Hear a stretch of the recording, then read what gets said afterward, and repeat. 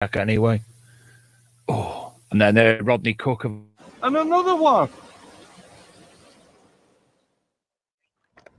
I've come down to Failsworth today to do some magnet fishing. There's like a little bit of an event type thing on. It started an hour ago. People are... Can you hear me all right, Brad? Yeah. Excellent. We're on Skype talking at the moment. We're both muted as of the TV version. I was being quiet because it said live. No, it's live, which means I...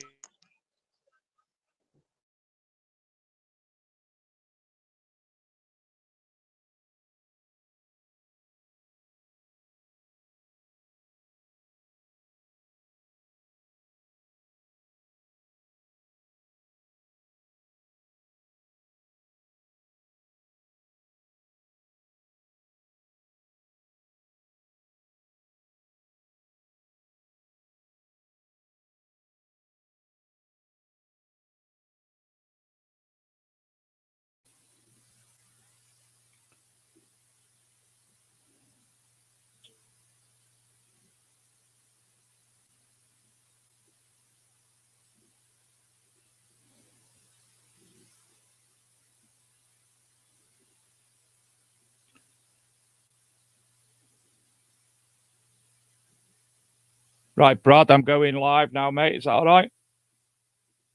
Excellent. So I'll put you on mute on the radio show.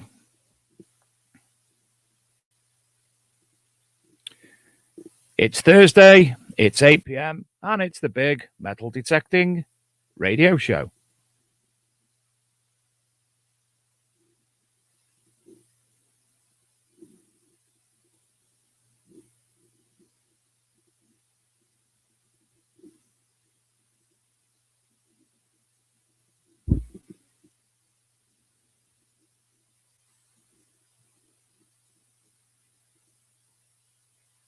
Good evening, ladies and gentlemen. Hope you're all well this week.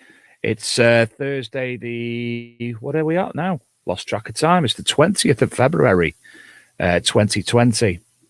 We're joined shortly by our guest this week, YouTube's That's Brad, talking all things metal detecting, hopefully, and going over and having a chat about a bit of his magnet fishing and his YouTube channel as well.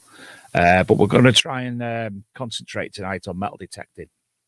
Thank you all for joining us tonight, everybody on the Spreaker chat room and also on the chat room for the live TV version.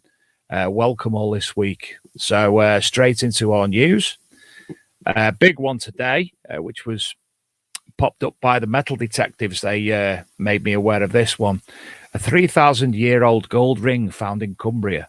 A small Bronze Age ring found in Cumbria has gone on display at a museum in Carlisle. The penannular ring, which is mostly made of gold, dates back 3,000 years and will be showcased in the city's Tully House. It's the first of its kind to be found in this country and the second to be discovered in the county, not country, and the second to be discovered in the northwest of England. Now, if I remember rightly, we spoke on the year in review a couple of weeks ago about the one that Billy Vaughan found in Cumbria. I'm not sure if it's the same or even if it's the same size, but beautiful object anyway. Again, if you Google 3,000-year-old gold ring found in Cumbria, you will find that. Next up in the news, treasure hunters discover 2,500 medieval coins in a forest in eastern Romania.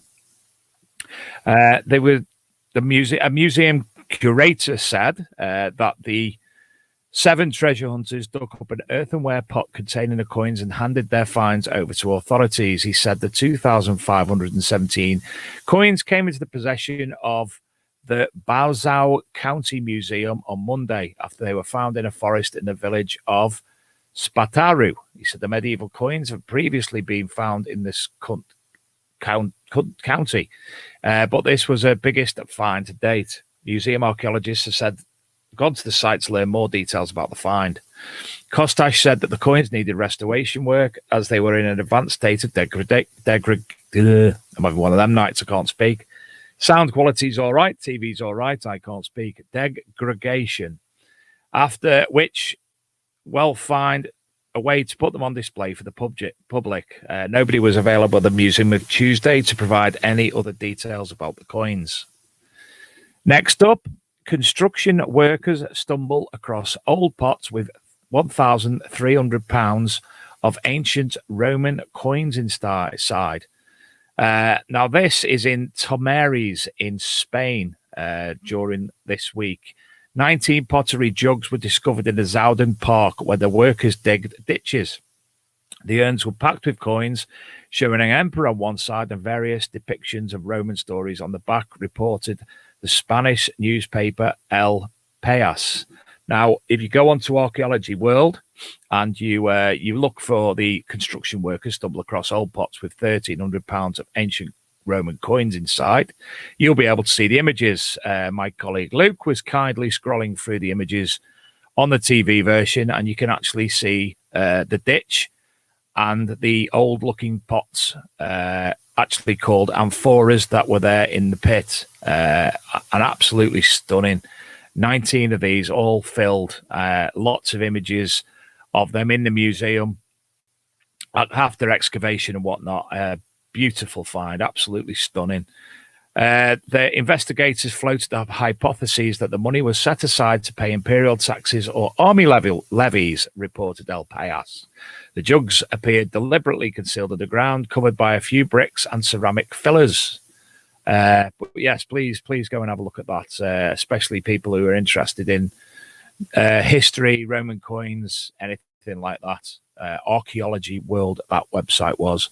And finally, one of the first metal detecting reports of the past week that I put onto the Facebook groups, etc., was that of a Roman ring that may have a Roman snake ring was found in Buckinghamshire, declared treasure. The Roman ring would have been a circular with the snake's head touching, but it has been bent out of shape. Now, the ring itself is distinctive, has two cobra heads with a kind of frill. And this was actually found in 1985. Now, is that right? I do apologise. I'm reading it wrong now. The silver ring was found in Buckinghamshire by a detectorist in Essex. Items with the same distinctive cobra head were found at the Nettisham Jewellers Hoard in Norfolk in 1985. So there we go. Got that right in the end. But it's, again, a beautiful looking piece. All these articles are actually, it would be actually easier for you to find them on the big metal detecting radio show Facebook group as opposed to the Archaeology and Metal Detecting magazine because of the amount of things that are actually on there. So have a look on there and you'll be able to see that for people listening. So we've had another busy week, myself and Luke, keeping the new TV channel updated, the Archaeology and Metal Detecting magazine news, with the help of all our kind friends on there. And we've been in a lot of communication with other people as well as each other. We've got waiting now for Luke to finalise one more thing that we'll be able to release in the coming weeks, which we're very, very both excited about. And then we've started construction now of the first edition of the printed version of Archaeology and Metal Detecting magazine for this year, which will be available at the Spring Detectable. And you will see a banner coming up at the bottom of the screen at some point, and it will tell details for people who want. Spring Detectable tickets are available at detectable.com, but that'll be coming up shortly, no doubt. But for those, again, list on the radio, there you go. Also this week, the Rodney Cook Memorial Rally tickets have gone on sale. So if you have a look for that on social media, you'll be able to find more information. This is also on our Facebook group, the Big Metal Detecting radio show. So you'll be able to see all that there. And Gary Cook will be coming onto the show, hopefully, around the 19th of March, booked up until then. We've got Mark Beecher in a couple of weeks also. Next week, we'll talk about the guests coming up in the coming weeks during the run into the end of the show anyway. So first and foremost, Good evening to That's Brad. How are you, Brad? Are you well? Am I unmuted? Hello. You're all unmuted. You're running fine. You're a bit echoey, but we know the reason why, because of the location you're in. We're not going to give any spoilers. Yeah. How are you? You well? I'm fine. How is everybody on the radio and the TV thing? I'm waving. If you're on if you're listening, I'm waving. if you're listening, the black ball is the one behind the pink. Oldies are the goldies. Brad, this is the first time we've come face to face since Detectable. You popped in up Detectable and said hello. I did, yes. I've still got the goodies you gave me. I was going to give them away, do a giveaway, but it never came about. I'll have to do it. I'll get onto it. Don't worry. And speaking of Detectable, was that actually the first major metal detecting event that you'd actually been to? It was the only metal detecting event I've ever been to. So I take it you were a bit agog at what you saw, the everything that was going on. Took you a while to take it all in. It was all right. I've been to plenty of things just like the detectable, except this time it was with metal detectors and not motorcycles. So yeah, I mean, to be honest, it seemed pretty normal. Did you get to actually take part in metal detecting while you were there? Yes, I did. And I was mainly with AT Prozac. I don't know if you know him. He's called Mark. We were out detecting all day. I think it was the Saturday when it was really hot. No, it was the Sunday. It was the Sunday, and I nearly fainted from heat stroke and dehydration because we walked to the far side of the event, and I didn't take any water or food. So yeah, that was fun. I hear that. Luke and I done multiple broadcasts live in the field, and what was supposed to be probably about 30-minute broadcast ended up a good few hours in total. So yeah, I can totally understand that. I lost my voice. I was glad to get home and immerse my throat in water, to be fair. we actually, well, when I say we, I made Mark stop with me, and we were eating berries, blackberries off the bushes along the field edge, just to get a bit of sugar back into the system because of obviously I was just drained. But yeah. I mean, it was a mint time. I found my first Roman coin there. I found my first clay pipe there, which yeah, I mean, I found a clay pipe in the middle of a field. It don't really happen that, so I was buzzing, yeah. So you've been now, That's Brad's YouTube channel. That's Brad. How long has that actually been running for now? Oh, I knew you were going to ask this as well. Probably about 4 years now. And primarily that's been magnet fishing. No. No. I actually started doing daily vlogs. And I ended up getting really poorly. And I had a salivary stone stuck in my neck, so I couldn't breathe properly. So I needed to make a vlog, so I went magnet fishing.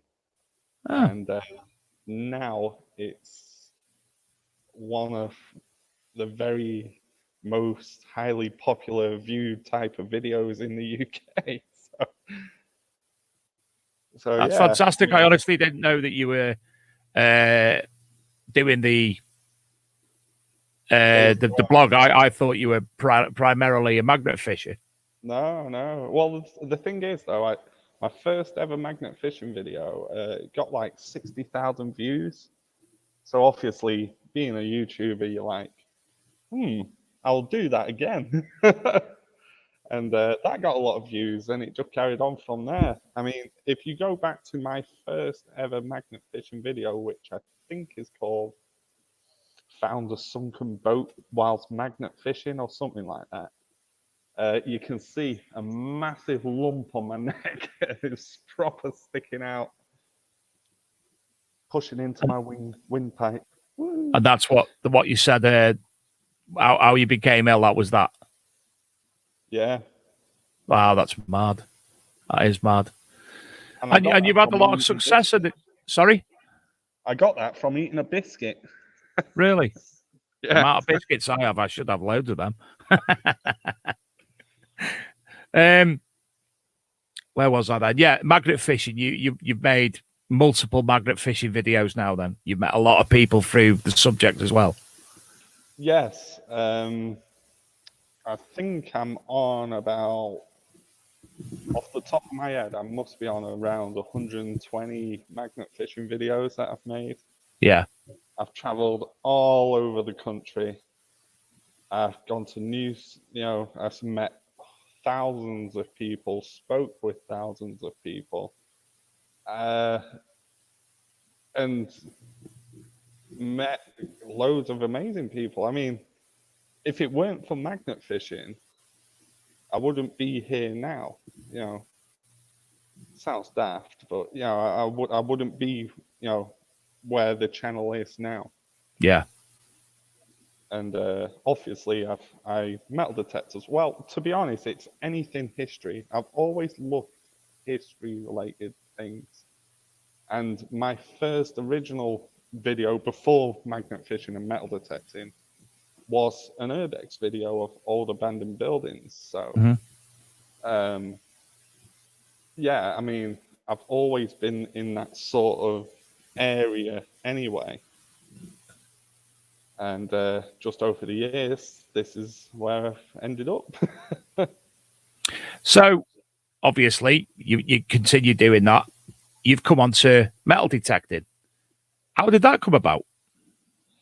Well, originally, a fan sent me. I've always been interested in metal detecting, but it didn't tickle my fancy, if you get what I mean. But originally, a fan sent me a metal detector in fan mail, and I had a go, gave it a go, and I didn't particularly like it. It was a C-scope metal detector. And the problem I was having was all the beeps sounded the same. I mean, it just sounded like a beep, everything, all the same type. And I was just digging iron and iron, loads of iron. So, I mean,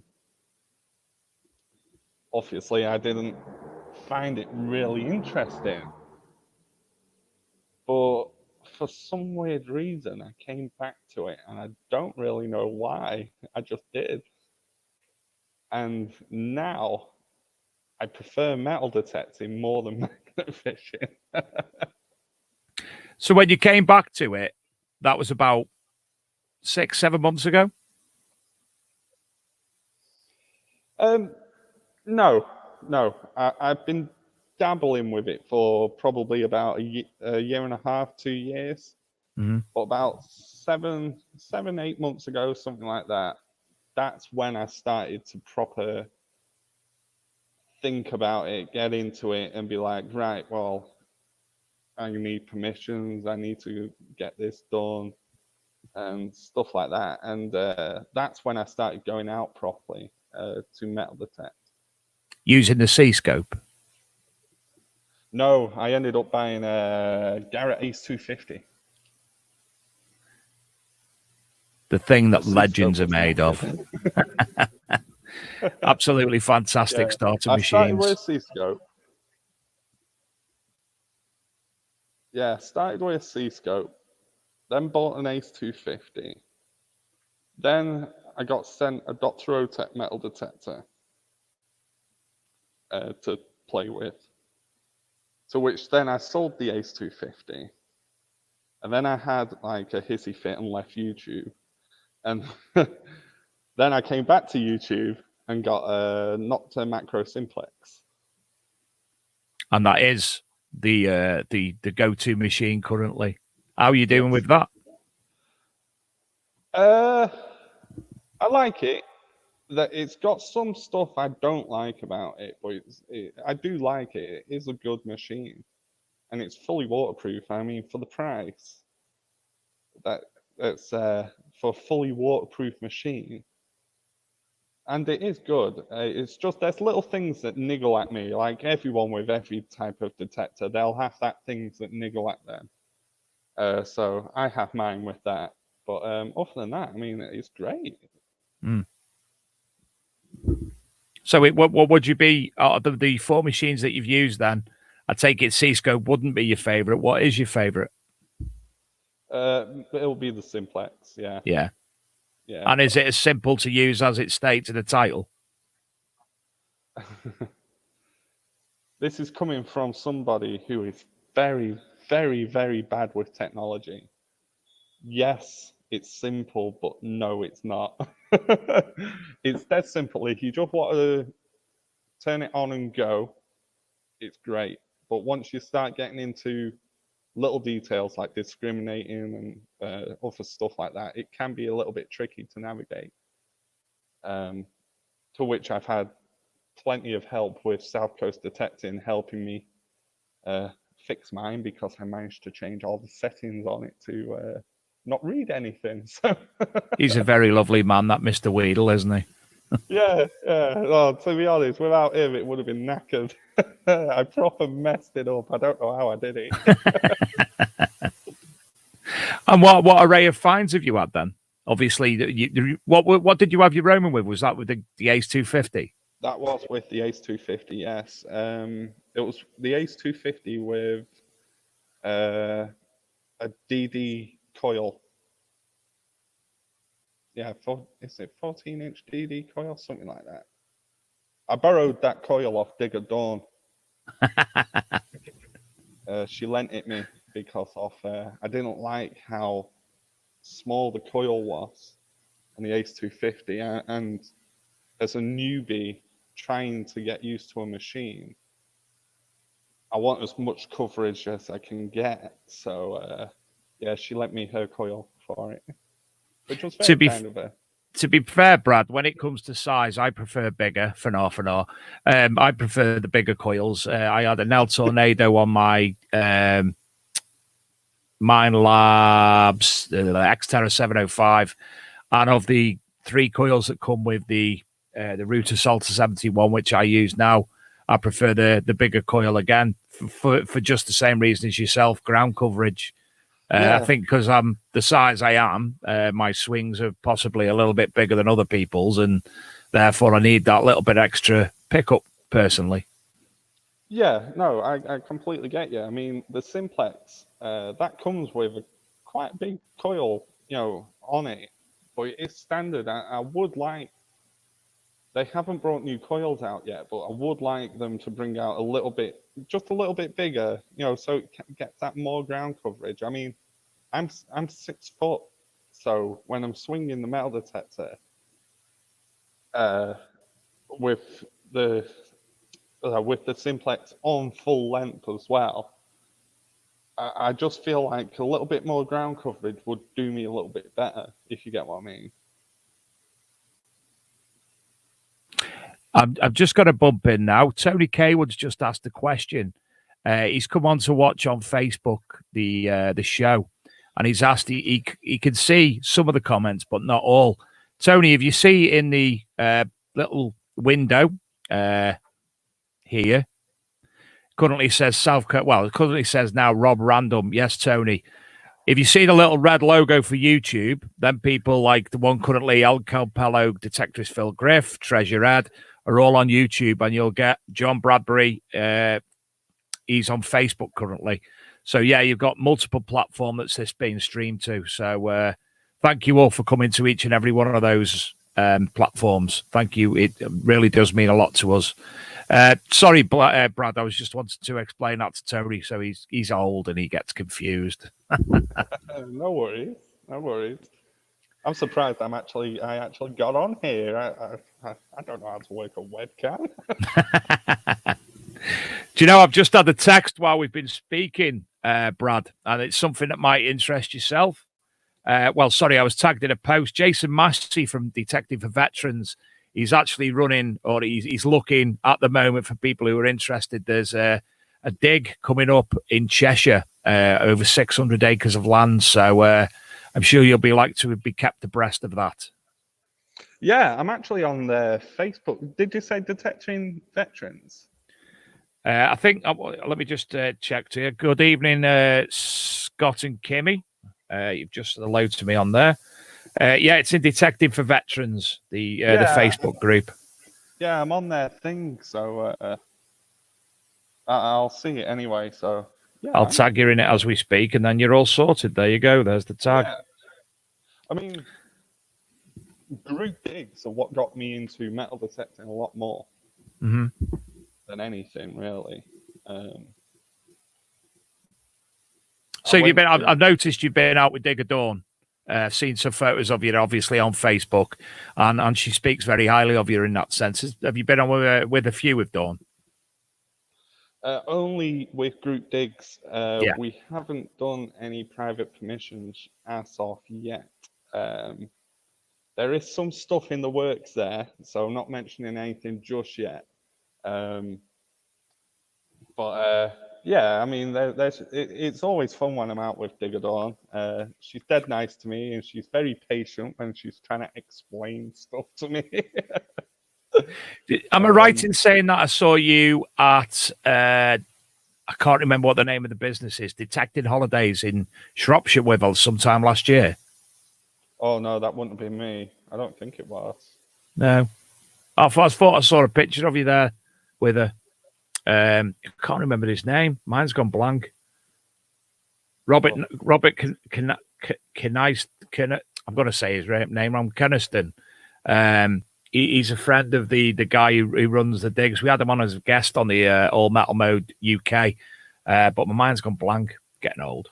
No, anyway, moving on. I've never gone to anything like that. I've mainly done club digs, and that would be with Happy Hunters, Hydeburn and Ribble Valley, and Underground Metal Detecting Group, and obviously Detectival and LP. So you mentioned there the Hydeburn and Ribble Valley group. That's John Ferguson's group. They have a lot of good feedback. I've seen for a number of years since he started doing the digs. I've been a member of his Facebook page. Unfortunately, never been able to get up there, but I hope to one day. His digs are very well organised. They have a lot of luck on them digs. Yeah, I mean, I've never had any good luck on the dig, but to be honest, I spend most of it talking. Everybody in the group is very friendly, and it's weird. It's like it's a little family, but you're not the outsider if you turn up. If you get what I mean, you're so welcomed. And to be honest, that's probably what got me into metal detecting more, because I went on to that group dig, and I just loved it. It was great. I had such a good time, and every time I go, it's great. I have a laugh. I get to meet new people. I swear a lot when I don't find stuff. Throw my metal detector off somewhere. Yeah. I swear a lot naturally, but I have to tone it down when I'm on the radio. Yeah, so do I. In fact, I got told off yesterday in work by a manager for saying to an apprentice that he was a big swear word because he was like 6'6" and 17. Shock value. Don't want them teaching people with the likes of me. We've had a few questions, Brad. What I've noticed, mainly magnet fishing currently. Scotty B asked earlier on, what would be your best magnet fishing find? Well, that one's easy. I actually sent you a picture of it if you want to get it up, but It's 3 guns with. Originally, it's 3 guns with 2 swords and a machete.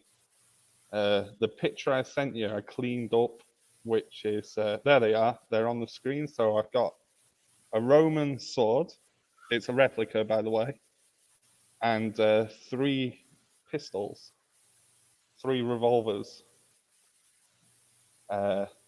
I did actually find also a samurai sword and a machete, but those 2 were too far gone to clean. So on the screen now is just the ones that I managed to clean up. And I take it you were a little bit gobsmacked when you brought them out of the water. Oh, yeah. I mean, if you watch the video, the only things I seem to say is, "Oh my God." It got shared on Lad Bible on Facebook, and I ended up getting known as the "Oh my God" guy. Because literally everything was like, "Oh my God." I was in shock. I loved them. Especially that center gun. The center gun was a 1850 Colt Navy, I think. I can't remember off the top of my head. I think it was 1852. So the story behind why they were actually placed in the canal, do you think that was more or less something to do with crime? Yeah. Oh, definitely. The only thing is, I don't know whether they were used to rob someone or they were part of a robbery. So, as in, it was somebody's, I don't know, household treasure and they nicked them. And then to get rid of it, they just dumped it in the canal. I personally like to think that they were used as a robbery. So somebody's gone up to a shop with them and it sounds nasty, but this is what I like to think how it happened. But they went up to a shop, did their business, had to dump them, and that's where they ended up. And you became the proud owner of them. You still got them? Yeah. No. Someone off YouTube grassed me up to the police, and I was threatened with arrest if I didn't hand them in. So I had to hand them in, and I've never seen them since. At least you've had the photographs and got to hold them and become known as the "Oh my God" guy. Yeah, I mean, I love that gun, especially the Colt Navy. I mean, I've always been like a bit of a gun fanatic, and I don't really see them as weapons. I see them as works of art, and they were beautiful guns. They were so nice. But unfortunately, they've been chopped up, melted, and are probably part of your Coke can that somebody's drinking right now. So. Yeah, it's a shame, really. Aye, it definitely is. There was another question, and I'm sorry, I can't. It might have been Jordan Cutler had a question. He's recently started magnet fishing. What tips would you have for somebody who wants to begin magnet fishing?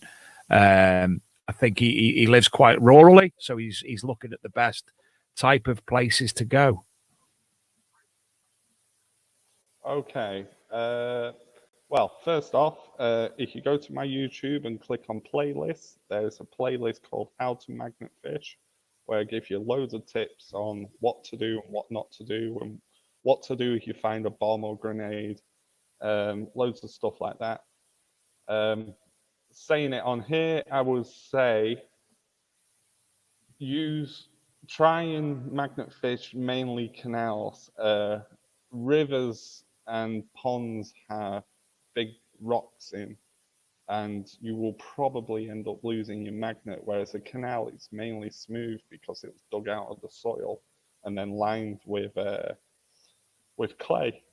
So there's not usually big rocks or anything other than shopping trolleys or maybe the odd car or motorcycle that you can get trapped on. But if you are using a river, just be careful of. I mean, like if you start to get stuck and you yank it out and manage to do it, get it back. Don't throw it in the same spot. Move to a different spot, because I can guarantee you'll throw it back in the exact same place and you'll never get it out again. I've actually just the videos that you mentioned, archmdmag.tv, which is our Netflix-like TV station that we've begun. I've just added them videos to our magnet fishing playlist. Obviously, you will automatically get the hits for that, but they're available if people go via there as well. And then obviously find yourself and subscribe to That's Brad, which I've just done because I didn't realize there's so many people out there and so many people contacted me with. Do that to me.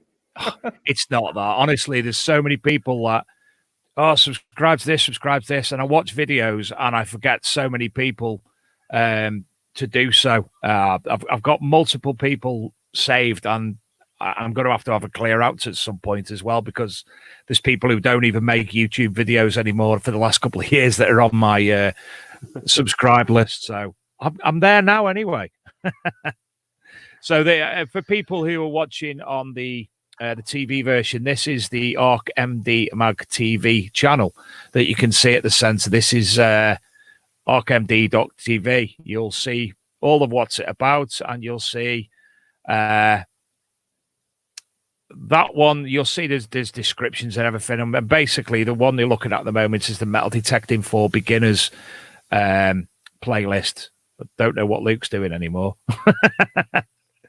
Oh, he's gone. He's got it off quick. Don't know what he was doing then. But yes, there's lots of things there from, as you've just seen, metal detecting for the beginners, your favorite YouTube metal detecting people, documentaries, Roman bits, Viking. You go there, you look, you'll find something that you want. And obviously, what we do it for is to give people a one location place to go and find what they want, as we do with the news and everything else. They're all free services, so have a look on there, and I'm sure you'll find something. And you'll now find in the magnet fishing section the how to magnet fish type of videos with about knots and such like by That's Brad, and you'll be able to find him easily and subscribe via there.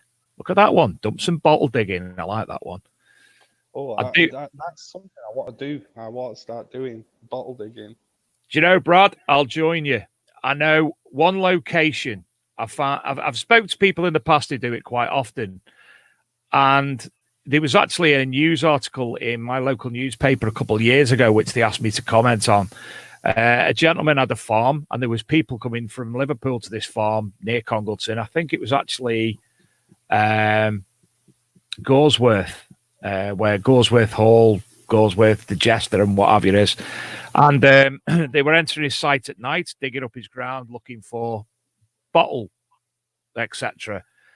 And the one thing I couldn't realise and suss out was how them people coming all the way from the Liverpool area, apparently, were coming all the way down to near Congleton to this one particular farm, to this one particular bit of land, to an exact spot where these bottles were. Couldn't suss it out because he'd not had any metal detectorists and everything on in the past. So it's always confused me as to how people know where to go. Weird, isn't it? It is. I was lucky to be shown one in Buxton by an old friend of mine. And there's a YouTuber, Ashman Diggs.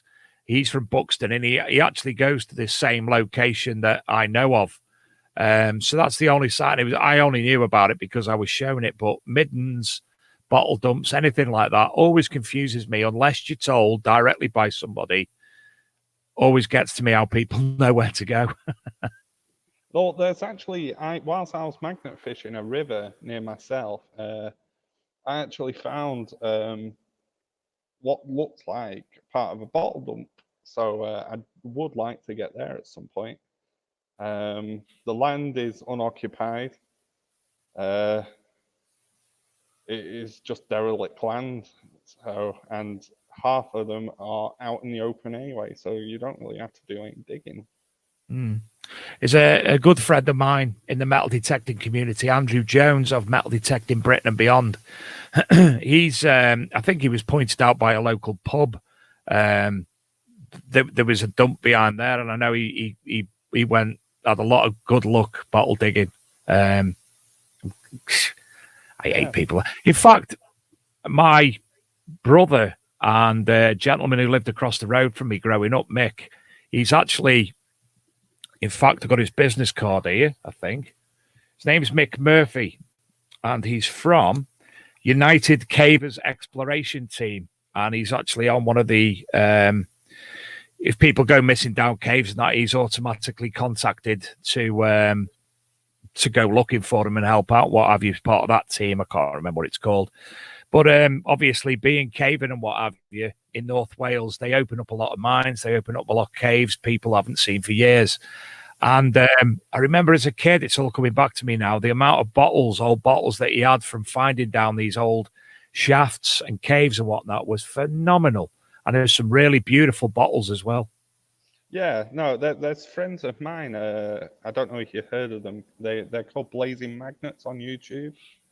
They do bottle digging, and they've got some beauties. They're mainly down in the middle of the country, like near Birmingham way. Although they don't like me saying that. and also, some of these bottles, especially the old poison bottles, they could be worth a fortune. Well, yeah. I don't really know how much bottles are worth. I mean, like when we were magnet fishing, well, when I was magnet fishing with a friend of mine called Ash, when we were at this river where we found the bottle dump, and he found an old bottle. He looked it up, and it was worth quite a bit. I mean, for a glass bottle, you know. There are a number of groups on Facebook which, you know, people discuss these finds and whatnot. But I've seen, you know, like salvage hunters and, you know, the antique programs on TV. I've seen bottles pop up in the past, and you're talking for a small poison bottle, some significant money. So, yeah, something to look at, mind you. I don't think we back and take it. I'd have to bring a JCB with me.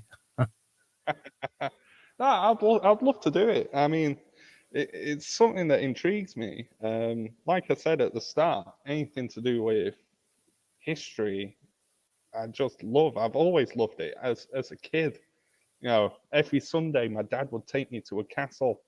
It was like our little ritual thing that we did, and I've just always been interested in history.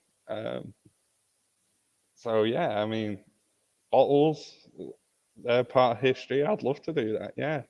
To be honest, I think we should go back to glass bottles, but that's getting into like weird stuff there.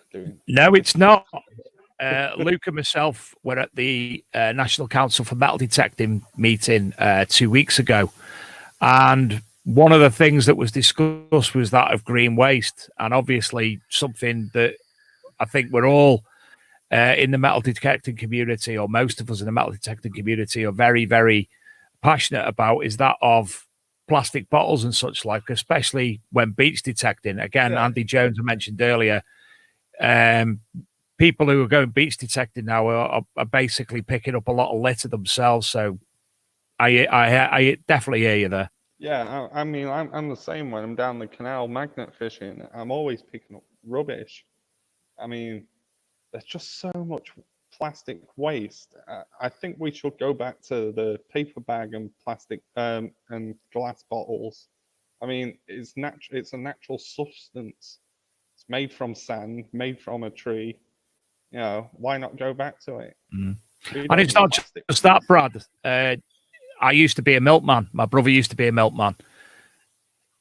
That'd bring a hell of a lot of jobs back, potentially, having a milkman delivering the glass bottles as opposed to the big plastic 4-pinters. Believe it or not, I used to be a milkman. Huzzah. Dale Farm on the Wirral. God, I was a lot fitter then. I think I was about 16 stone lighter as well. No, I wouldn't have been. I'd be 5 stone now. I think I was about 5 stone lighter. Gosh, them were the days. Part-time. I was mainly the helper. I was the runner. So what I'd do was get out the float. Someone else would drive. I'd get out the float and run the bottles up to the door. Do you know one good story about my time as a milkman? I'm driving along in my milk float at 4 o'clock one morning. The roads are empty, absolutely empty. This is Heswell on the Wirral, and I'm driving along, and something steamed past me, and it's honestly no noise, nothing, steamed past me, and I thought, what was that? Yeah, it was Chris Boardman training. Absolutely took. I'm doing, I don't know, 10, 15 miles an hour in electric milk float, and he just flew past me. There's another thing, electric milk floats. Yeah. All right, yeah, the electric, the battery and such like comes from lithium mines and such like, but it's not petrol and it's not polluting the environment when you're driving a milk float around. So there's another good thing about going back to milk deliveries. It'll just take you forever to do it, you know. Especially them big hills. Yeah. So recently, Brad, when have you last been out and about, either metal detecting or magnet fishing? The last 3 weeks, I've actually been out metal detecting. I only get I get 2 days off a week. One day I try to spend with my kids, and one day is strictly for filming, metal detecting, or magnet fishing. So the past 3 weeks, I've actually been out. Unfortunately, I've not been able to make a video because in the 3 weeks, I found one coin. And what was that? Don't know. And you can't even show us a picture. It's not on the pictures you sent me at any chance, is it? No. Sadly. Oh, is that it? Yeah. Oh, now it's gone somewhere else. It's gone. Get the metal detector out. So, yeah, I mean, that's the only thing I found. So I've not been able to make video. But, I mean, that happens. That's part of being a YouTuber. You know, sometimes you get good, sometimes you don't. Yeah. What comparisons would you give between metal detecting and magnet fishing? Well, this is my point of view. So magnet fishing, I'd say, is easy. Literally turn up to a canal, even if it's been done before, you are pretty much likely to find something all the time, you know. Yeah, I beg to differ there, but carry on. Well, you know, 2 weeks ago, I posted a video, and for the first 7 minutes of it, I found nothing. So it does happen, but I know I can just go somewhere else and do it. I don't need to get permissions. I don't need anything. Literally, I just turn up with my magnet, throw it in. Dead easy. But then, metal detecting, I mean, you need permissions and stuff like that. And it is a lot harder. I mean, with magnet fishing, you just stood there throwing a magnet in. With metal detecting, you're walking across fields for miles. But on top of that, the fines are better. And, well, in my case, it's tin cans mainly, but you know, the fines are usually better. And I find it more therapeutic, more relaxing. Just being out in the field, listening to the birds. I don't have people coming up to me saying, "What are you doing?" Well, I did have one guy. He came running up with a shotgun, thinking I was poaching on the land, because the farmer forgot to tell him I was on there. So. But that was funny. Mark pooed it. But yeah, AT Prozac. But yeah, it's so much more therapeutic for me. But I do love them both equally in a weird way. It's just I find metal detecting a lot harder. And there's less likelihood of leptospirosis. Well, yeah. I can't get ill from that, can I? I don't know. You could eat a biscuit while you're metal detecting and it's gone then, isn't it? Yeah, true. But I mean, it's just how you look at it. I mean, if you metal detect and you come over to magnet fishing, you will be like, wow, this is easy. I like this. This is good. It's just one of them. You know, it's just your preference. Mm. And we need to go magnet fishing. Yes, certainly will. Very good idea. I'd obviously, when I go myself with the young man, I've been a number. Do you know another one of them stories, Brad? Myself, my brother, and my son, who's 7, Archaeology boy, as he's known in the videos, because he makes me do videos and put them on YouTube, even though I hate doing YouTube videos. We went to near Chester last year. Now I've been tipped off of this place, and I know the location because basically all my years growing up was spent on my bike down the lanes towards Chester Zoo and such like, and I know this particular location very well. And someone I knew said, "Dave, go here, go here. There's all sorts of ornaments, such like military stuff that was dumped after the Second World War." So off we went, and I think we found about 28p, oddly, while we were there. Nothing else of consequence, your normal nails, bolts, etc., etc. Nothing else. News article broke end of last year. All sorts of mortar shells in exactly the same spot I was at. Yeah, what you've got to remember is you've got years and years of silt built up in the rivers and canals and stuff. So you've got to get through that layer first, and the only way of getting through that layer is by just dredging it, by pulling it off. True. I find that if you're on the canal, if a boat goes past, throw your magnet in straight away after it because it's churned up all the silt. Yeah. And you're more likely to get some good stuff. I mean, there's a place near me. I actually found a Nazi coin in an old cigarette tin in the canal. And the rumor was that there was an old man and he threw all of his World War II memorabilia in. Mm-hmm. That was the only thing I found. Anyway, last week, they dredged it and found all the mortar bombs and stuff that he threw in. So it turns out it was there. It was just under the silt. The silt makes perfect sense. I'd just seen a question by, I can't remember his name, asking me if I've ever been in a situation. Gareth Howard, that one was. I was about to ask you that. Have you ever been in a situation that you could call dangerous, e.g. gangs of youths and such like? Yes, I have. There's a bit more danger to magnet fishing than metal detector. I mean, usually if you're magnet fishing, you are in a rural area where, and usually the bad areas are the best areas to do it in. So yeah, you do get gangs of youths or drunken people or druggies coming up trying to take camera equipment and stuff like that. Really? Yeah, I mean, there's been a few occasions where I've had to fend for myself, and yeah, I've not filmed it. There's evidence then, but that's mad. But yeah, I mean, it happens. It's like I say in my tutorial videos, always try and go with someone. I mean, if you're by yourself, you are more of a target. Whereas if there's a group of you, or even at least 2 of you, you are less likely to get anything. But I'm a very good people watcher. So I mean, if you watch my videos, I try and cut it out as much as I can.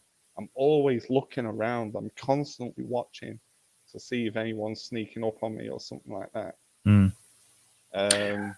Luke's just running through the images that you sent over, and there's one there of a motorbike that you've found. Yeah, that was recent. That's a VFR 400, 1989, if I can remember correctly. That must have been a bit difficult to get out. Oh, that took 2 hours to pull out. That was heavy. We had a winch on it and everything. 10-ton Joking. Winch. Yeah, I mean that bike. We managed to track it down. The owner. We found the owner. Got it back to him, and yeah, I mean, although it was knackered and stuff, it was just he was happy that he knew where it was and got it back. So, yeah. So again, probable case of somebody robbing it and throwing it in the Was it canal or river? Canal, yeah. Yeah. That on screen now, there's an old Victorian-looking iron. I actually found that magnet fishing. That's lovely. That was in the canal next to an old Georgian farm building. And that'd make a fantastic doorstop as well.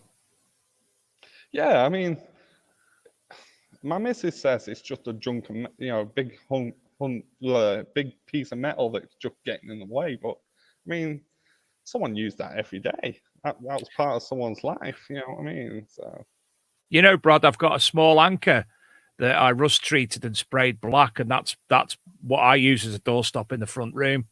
Buff it up, get a new wooden handle on it or whatever. I'm sure that'll, take a place somewhere. Yeah, well, that's what I'm going to be doing. So far, I've cleaned all the rust off it. I did electrolysis and got it all nice and cleanish. I still need to do some work on it. I need to treat it as well to stop the rust coming back. Mm. The way I tend to treat them is I lacquer them in varnish, not varnish, clear, a spray lacquer, spray paint lacquer, the clear version. It just gives that small little protection to stop water getting in and stop the air corroding it. Mm. It preserves it a little bit longer. Now, for those watching, Luke, if you could switch me on there is a moment, you can see this Preserve It wax. And this is by a gentleman called Graham Dempsey, who we've got on a guest in a couple of weeks. I'll be able to pull up the exact date shortly. He created a composite pencil, cleaning pencil, and also Preserve It wax, which is used to obviously clean and preserve fines, metal detecting fines. Certainly will. This is just what I'm thinking when you were talking about it.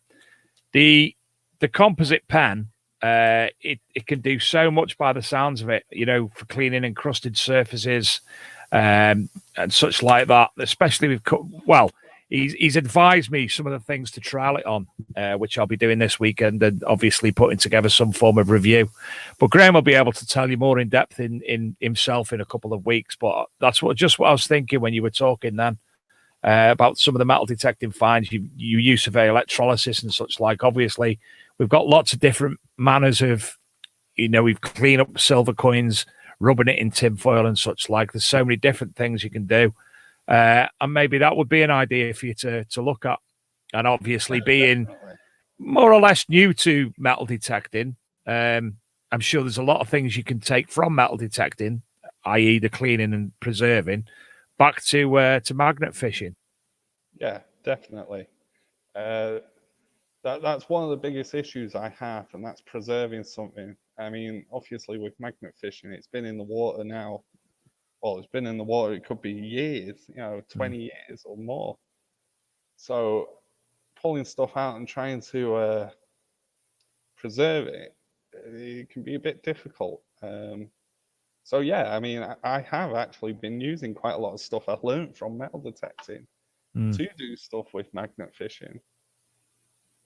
So I mean, yeah. There was a question then from. It's gone off now, sadly. But he said basically he won his first magnet from you on a contest on YouTube a few years ago. What would you advise people to use as their first magnet? What type of magnet there it is? Bags the promo guy. What would you recommend as a good first? The online magnets, 200 kg magnet. Mate, it's a great beginner's magnet, and it's a great pro magnet. You won't need another magnet after that. It's 40. I think it's off the top of my head about 43 quid. Now, is that I'm not au fait with the terminology. I've got two types of magnets. I've got the one with the eye on top. So you basically dunk with it. So I'll call it a dunking magnet. And then you've got the other one, which is the both sides, the circular magnet, which I would term as a dredging magnet. What type is that, or what is the official terminology? So it's called a double-sided magnet, the dredging magnet. That is the one that I'm mentioning. The dunking ones are good for lifting out, but for finding stuff, you kind of want the magnet to be flat on the ground as you're pulling it across. Whereas with the hook on the top, it's going to be on a tilt as you're pulling it, and it's going to miss all those finds. Which again makes perfect sense and something I haven't taken into account previously. So thank you for that. Yeah, that's again, perfect sense. Double-sided dredging, it's great for a beginner. You're going to hit that spot. You're going to get everything. It's going to be lay flat against the ground as it's going underneath the water. Mm-hmm. You're more likely to pick up stuff with that than you are in what you say a dunking magnet. I had to buy, as I say, I gave away one of my magnets in exchange for some. Well, because he's a nice chap. He's helped me a hell of a lot in the past. And as I say, I gave him one of my magnets, and I picked up a double-side round fishing magnet, pulling 4-strong, neodymium magnet. It's as you say, the dredging double-sided one. Vertical tension, £600. So what do you reckon on that? It depends which company it's from. I mean, you get a lot of companies that say they're that strong, but they're not. Yeah, true. It's a running fish brand anyway. Well, I mean, like, if you're going to pick a magnet, go for neodymium. You can get a ferrite one, but ferrites are very fragile, and if you throw it in and there happens to be a rock there, that's it. Your magnet's smashed. So, yeah, I'd go for neodymium. Yeah, that's what I've got. But I made the mistake. I was looking for something on Amazon. I didn't actually use one of these sites of consequence. What you met online magnets that you mentioned. I didn't use. I'm sponsored by Online Magnets, so I mean, obviously, I have to say Online Magnets. But I mean, the only reason why I accepted it is because I believe in their product. They are magnet. They don't lie. They don't say that it can lift 2,000 kg. You know, they just say it as it is. Really, really good for a magnet. You know, it's fantastic.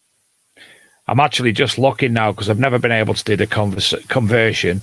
£600 is equivalent to 272 kilogram. So that's supposed to be quite good then. So there you go. Luke's actually doing you some free promotion for you there. So as well as saying it, you can point them to it and say, look, I've got you on telly here. If you go down to if you go on recovery and retrieval magnets, you'll see the 200 kg that I mentioned. So it's a 200 kg double-sided. It's absolute. There it is on the right. That's the one with the rope, though. But you could just use it as. All right. That's a nice looking magnet, isn't it? Yeah. So it is extra money if you buy the rope with it. Yeah. You can buy the magnet just by itself, and it'll be 43 quid. But the thing is, this is what people don't get. This magnet is in a clamp, and the thing that is magnetized is the disc in the middle. Yeah. Now, these companies that don't have it in a clamp tend to be two separate discs glued together inside the housing. This isn't. This is one big chunk of magnet inside a clamp. So technically, it's 200 kg per side instead of 100 kg per side. Yeah, I'm with you. Well, Mrs. Sadler starts a new job tomorrow. So she's got a first 12-hour day tomorrow, and she's doing Saturday as well. Sadly, I've got to take the children to dentist and such like tomorrow. So weather conditions permitting, I think me and Archaeo Boy might go out and play with the magnets around Congleton. Why not? And as you say, now I've got the second magnet I bought. I've got two. I've got what you call them, dredging magnets. I've got two of them now, so I'll obviously use them as opposed to the dunking magnet. Is my terminology brilliant? If anyone is interested in getting a magnet from Online Magnets, I do have a discount code. It's 10 and then lowercase off. So 10 off, and you will get 10% discount. Oh, marvelous. Thank you. Oh, and it's next day delivery. Is it really? That's not bad, is it? Yeah. I told you, I only work with the best. Well, obviously, you're on here, so yeah, we'll give you that. So what's next then, Brad? Have you got any plans this weekend? Yes, I shall be magnet fishing this Saturday, and then I'm being forced off work for 2 weeks because I've not taken holidays, and it's use them or lose them, so I shall be metal detecting. Marvelous. Today is actually my last day in. Yeah! Yes, Mr. Pettican, South Coast Detecting. Aaron, how do you know about Winsford? How on earth do you know about Winsford? And Mr. Pettican, yes, I have to do a video with a magnet fishing because the boy Sadler makes me, even though I can't stand it. I let him be on it and let him. It's his program, not mine. It's for the boy. I'm quite happy to do a historical review of a location, i.e., there's a place called the Bridestones Neolithic Burial Cairn near myself. I keep promising to go and do a video on that. There's numerous videos I've done of Tintagel and other places in the past. One actually, the old shop, I think, or the old post office in Tintagel. I actually got to interview the archaeologist on site, which for me was fantastic. But yeah, I'd rather do a historical video. One sec. Oh, and he's off. Somebody might have snuck in. So I tend to not do metal detecting videos because I can't get my head around doing two things at once.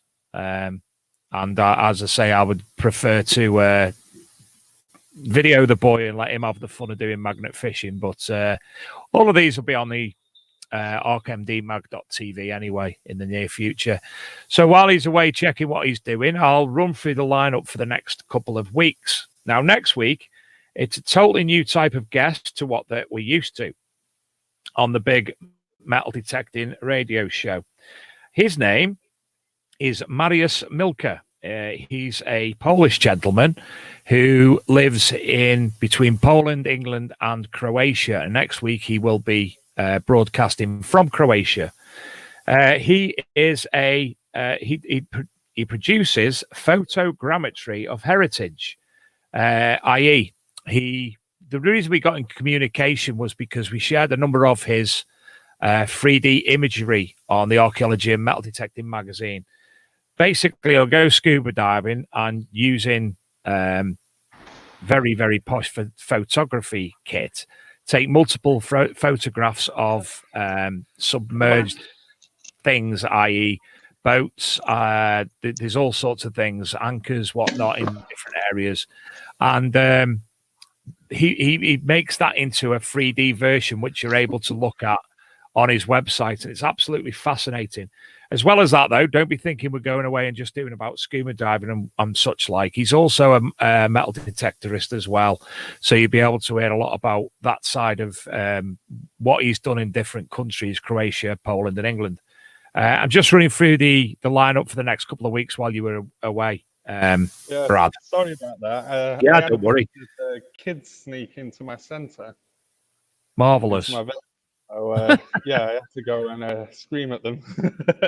I'm currently at work, by the way, everyone. So, but we're not saying where, it's a secret. We're not saying where, it's a secret. But I had some people sneak in that shouldn't have been in the building. And I got a fantastic photograph of your office before we started as well.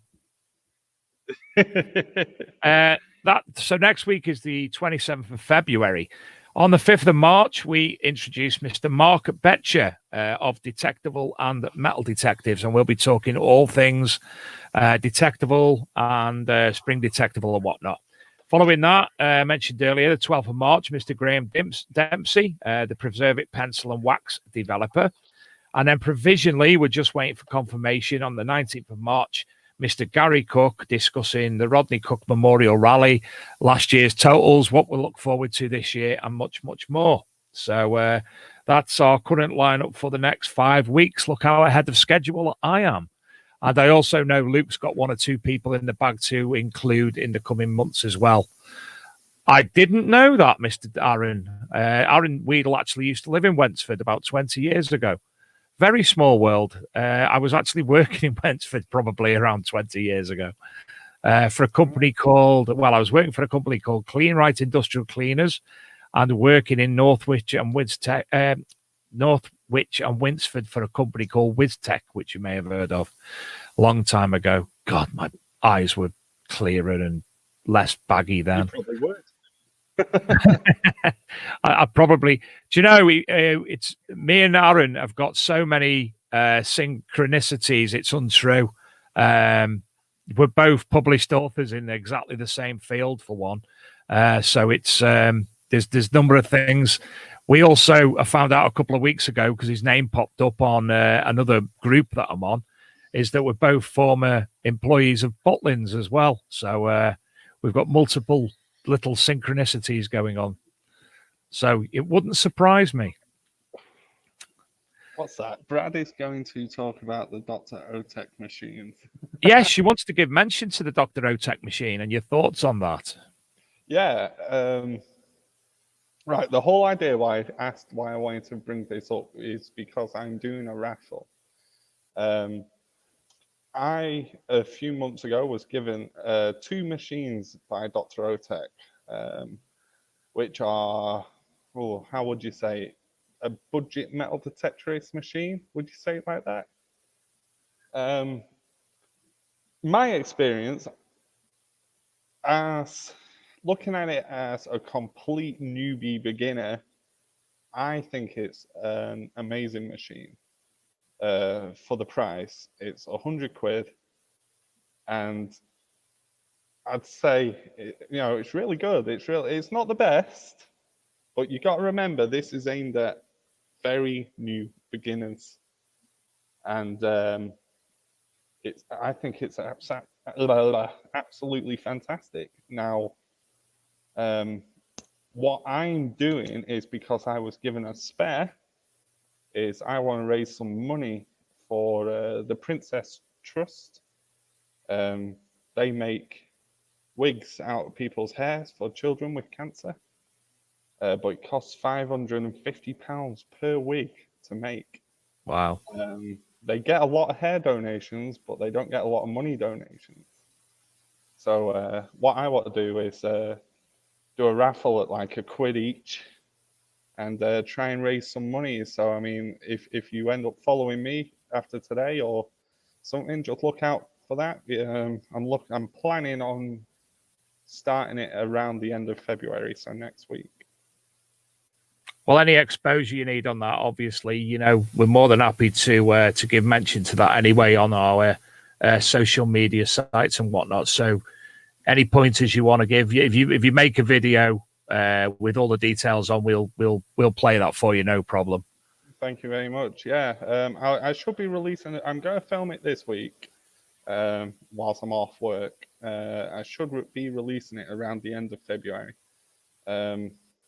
Like I said, this detector is mainly aimed at people who don't detect, or even if you are a detectorist, maybe you know someone that wants to get into it but don't want to spend a lot of money. You know what I mean? So £1 for a basic machine, but a good one. People have different views on it, but I think for the price and for who it's really aimed at, I think it's actually quite good. I mean, it's got all the display on it. It's like I'm trying to compare it to a different one. The display, I mean, it gives you readings and different tone signals, and even lights up. So I think it's pretty good, especially for a newbie. You got to remember that this is aimed at newbies. Both myself and Luke were sent the machine as well. Luke's, I think, got a video up on his UK dirt fishing page, or it might be called South East Metal Detecting Rallies group. Now I'm not 100% sure. He'll let me know. I also had one, and I'm going to take the Fifth Amendment. Yeah, but I mean, like, you've got to remember that this machine, it ain't a professional machine like us, like what we use. This machine is for a beginner. I mean, say you've got a kid who's 14 and he's like, Dad, I really want to try it. I want to try it. Do you really want to spend 600 quid on an expensive detector? Or even 250 for a Garrett Ace? Because, I mean, like, I can guarantee you, if he doesn't catch on with it, it'll just sit in the cupboard. You know what I mean? At least it's a good budget machine. Are they magnetic, so you can pull them out of the canal with a magnet? I guess so. The stems are metal. I didn't think much of it, quality or anything, but I'm not the type of person who would make a good reviewer of metal detecting machines. I could give my own advice, but there's far too many people out there more able and more adept at making a comment on machines like that. So I've just received another message from Gary Cook regarding the Rodney Cook Memorial Rally weekend. Just a reminder to all who came to the rallies in 2018 and 19, tonight is your last chance to take advantage of the early bird tickets.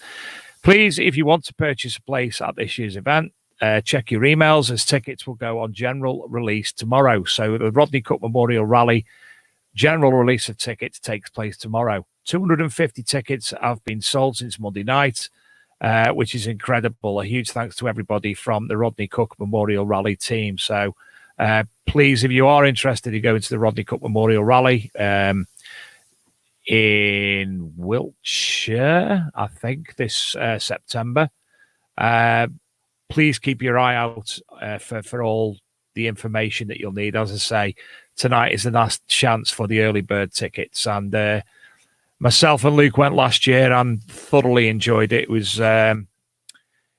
It was where Detectable is a lot more festival and everything going on. It was a lot more refined and relaxed. It was a totally different feeling in that respect, but it was really, really much as joyful as Detectable. Can't speak highly enough for either. And also, don't forget those who are interested in the Rally of the North this year, Detecticon, which is north of the Tyne Metal Detecting Group's rally in Northumberland. The tickets are on sale for that at the moment, I think. And you can, yes, they are. They were released this week. Scotty B will be able to give you more information, or just search for Detecticon, which is a cool name because I came up with it because it reminded me of Decepticon. And it was also my name for a detecting convention. So that's I'd let Scotty have that. He'd do much better with it than I would. So, Brad, anything else you'd like to add before we go? Yeah, I saw a question earlier. I don't know who said it now. It was ages ago. The question was, are you going to Spring Detectable? Yes, I am. I shall be at Spring Detectable. Come over, say hi to me. I may look horrible, but I'm not. I'm a nice person. Unless I'm in a mood, and I'll just tell you to do one. Well, Brad, ourselves will be there, and we'll be releasing this year's first edition of the Archaeology and Metal Detecting magazine paper version. So if you would be interested in including any articles or such like in that, please give myself or Luke a shout, and I'm sure we'll be able to sort that out as well. Oh, yeah, definitely. I'm going to hold you to that. Yeah, definitely. I'd love Honestly, please do. We'd be more than happy to. And anybody else who'd like any articles either included on the Archaeology and Metal Detecting magazine, on our website itself, via social media, or all actually in the printed versions this year, please feel free to contact us, and I'm sure we'll be able to sort something out. Adam Weedle asks, are you going to be signing autographs, Brad? I don't have anything to sign. I've got some stickers with my signature on. You can have one of those. Is that the one Pomsey metal detecting's going on about saying, can I get a sticker that's actually sticky this time? Yeah, those were my first ever batch that you got. So yeah, the quality's improved a lot now. But yeah, come over and see me. I'll be at the LP stall. LP, fantastic. Big fan of LP. So yeah, I'll be over there chatting away. Well, when I say chatting away, I'll just be sat there silent. But yeah. But, Do you know, Brad, when you're talking about stickers, in your first batch weren't sticky. This was our first sticker. I thought they were going to be massive. Tiny. And don't forget anybody. What? My first batch of stickers, some people have said they weren't sticky, right? I put them on my car, and when I sold the car, I had to peel them off, and it peeled the protective layer off the car. That'll be the sun melting the glue into the paint. It peeled it off, so I had a big mark where these stickers were. I had to try and fix it. I still got 500 quid for the car, so what was I going to say then? Oh, yeah, that was it. If anybody who's watching, you'll notice that I've got an LP hat on myself tonight. Yeah, and the reason I mentioned it, as has Brad, the reason being is that obviously pixelation of my head doesn't look great during the green screen production. So I've got several hats now that I'll be swapping between, and also some t-shirts as well that I'll be changing that I've got. So if anybody would like me to wear one of their hats or as a little bit of advertising or a t-shirt, get in contact with me and I'll throw that on, no problem whatsoever. And hopefully, well, as you'll see tonight, the LP green, it's got the green screen thing going on every now and again as well. There you go. When we mentioned in the printed copies of the magazines as well, where's my finger going? There's a finger. There you go. That's last year's. So you've got the Rodney Cook with Gary Cook on the front. You've got Detectable with Addicted to Bleeps on. You've got the Detectable one, which we made for Mine Lab. That was their official magazine of the Detectable event. And that one, which I can't see what it is. I can't. Oh, that's the YouTuber edition. So that was... No, can't remember which is which now. But they were last year's 4 printed copies of the magazines anyway. And obviously you can pick them up at events if your organization, group, etc., would like to receive copies for dissemination to your metal detecting friends, members, what have you. We'll be able to sort that out as well. One of the other things as well, if anybody is a future guest, as Brad mentioned tonight, he'll be running a raffle in a couple of weeks. Last week, Scotty B ran a competition on his Facebook page, and we were able to draw that live on the show, as we did with the National Council for Metal Detecting Christmas draw. So if anybody in the future would like to be a guest and run some form of competition, we'd be happy to do that as well.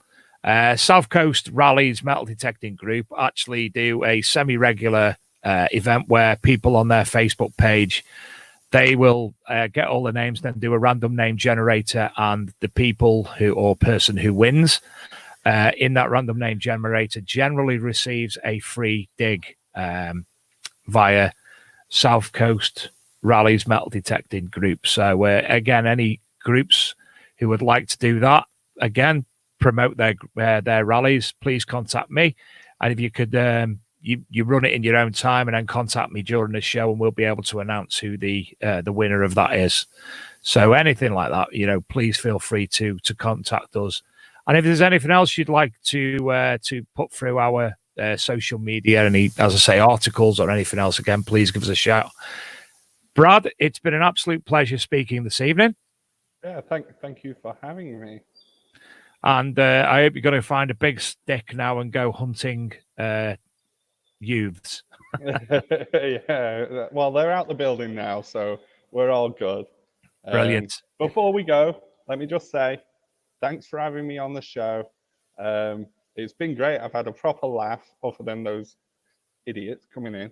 But it's been great. And if anybody's interested in magnet fishing, check out Online Magnets. And if you're, metal detecting wise, look up Ledger Promotions Metal Detecting. I'm not sponsored by them, so this is me saying it.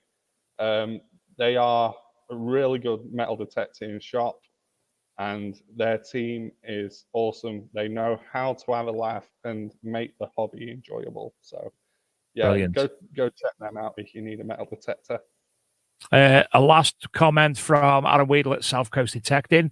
He's going to be giving away a spring detectable ticket on his YouTube channel. So get over there to South Coast Detecting to learn more. As I say, Brad, it's been an absolute pleasure. Welcome back anytime. Give us a shout and we'll add you into the list. No problem whatsoever. And good luck with whatever you're doing over the next couple of weeks. Magnet fishing, metal detecting, and with the raffle. Yeah, I'll be posting it all online, so everyone shall see. Well, if I do miss anything, just tag me in something, because generally, if I might be at work, and if I'm not at work, I'm generally falling asleep somewhere. So you sound like me. Poke me, poke me to tell me what you want me to know, and the same goes for everyone else. Thanks to Graham Stokes for pointing out that Cheshire Detecting rally with Detecting for Veterans as well. Thank you very much for that. Finally tonight, thank you as ever to Treasure Hunting Magazine, Leisure Promotions, Regdon's, North of the Tyne, Metal Detecting Club, South Coast Detecting YouTube, Metal Detecting Media Facebook, Southeast Metal Detecting Rallies, Steve Pettican, the Debays, who are Dirt Diggers UK. I hope I've got that right. I'm going to have to reprint this out now. I've got a new printer. Find a Field Metal Detecting Club, Tony Kaywood, Gary Cook, Gary Blackwell, and if I haven't mentioned you, thank you anyway. It's been an absolute pleasure. We're back next week, as I say, with can't remember his name. Marius. That's it. And I haven't even looked then. It just came back to me in a flash. Thanks all, everybody, on the TV, on the radio, and we will speak to you all next week. Good night.